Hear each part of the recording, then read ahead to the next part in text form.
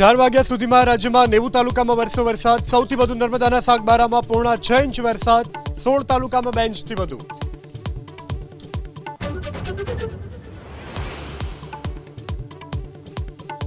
દાહોદ જિલ્લામાં ધોધમાર વરસાદ। કાળી ડેમના પાણીના વહેણમાં ફસાયેલા 3 લોકોનું રેસ્ક્યુ।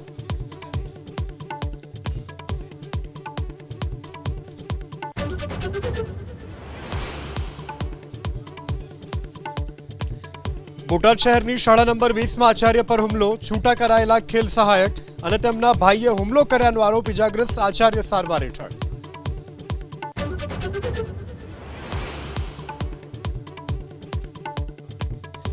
કેરળના વાયનાડમાં મુશળધાર વરસાદ। ચુરલમાલા વિસ્તારમાં ભૂસ્ખલન। નદીઓમાં પૂર। લોકોના જનજીવન પર અસર।